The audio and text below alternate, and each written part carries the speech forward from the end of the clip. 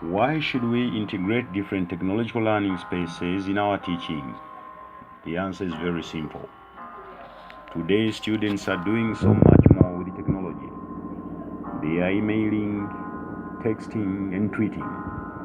Facebook can be useful or detrimental, but we can use it for research and for study purposes outside school hours. Use of websites or WhatsApp can connect students from all around the world. It's quite evident that restricted classrooms confine limited parameters on students' thinking and ways of doing things. We need to redesign our education spaces in order to release new ways of thinking about learning without necessarily tearing apart the walls of the classroom.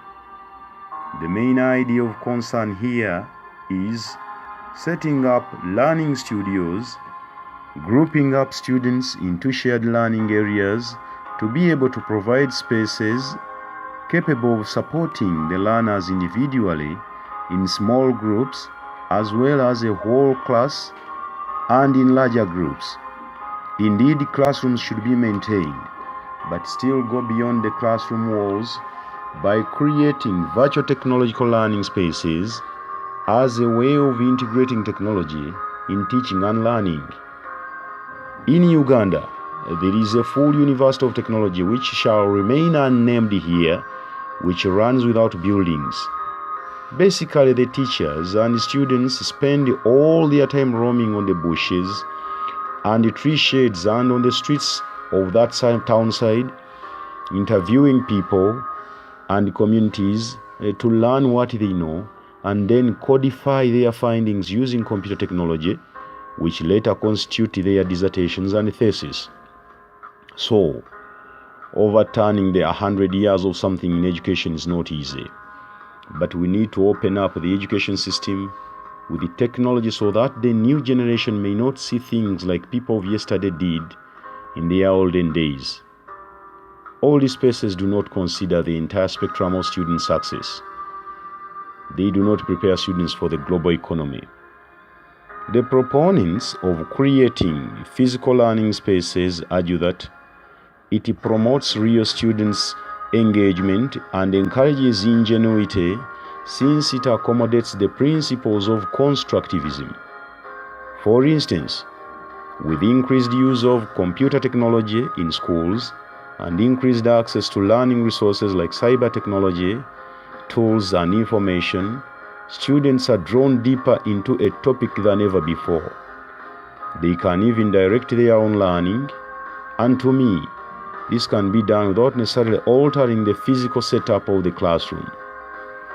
With the advent of the use of technologies in modern learning spaces, teachers use projectors, interactive whiteboards, and computers like desktops, laptops, tablets, or mobile devices, digital cameras, video conferencing, sound and video playback systems, voice enhancement, Wi-Fi, internet access, and others which need to be attuned to the activities in the learning space for the learning to be most effective. On the other hand, mobile technology, which is fairly affordable compared to the other technology gadgets, can be adapted and used in the classroom, and the students would be able to do all the above. However, in the initial stages, emphasis on the virtual learning spaces would be the most affordable, more especially mobile technology like iPads and smartphones.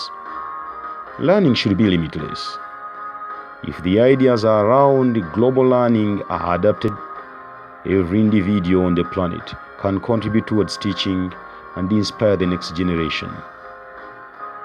I see a future where there is a mix of educators, students, and professionals in the area of study that can easily be part of the free and open global learning environment regardless of economic or geographical barriers. Technology can enable all this. But remember, even a journey of 1,000 miles begins with a step. Be one in a million to initiate this technology integration move by teaching and in your teaching. Choose to be different and think different. The world is watching and is waiting for the fruits of your teaching service. Why should we integrate different technological learning spaces in our teaching? The answer is very simple. Today, students are doing so much more with technology. They are emailing, texting, and tweeting. Facebook can be useful or detrimental, but we can use it for research and for study purposes outside school hours. Use of websites or WhatsApp can connect students from all around the world. It's quite evident that restricted classrooms confine limited parameters on students' thinking and ways of doing things. We need to redesign our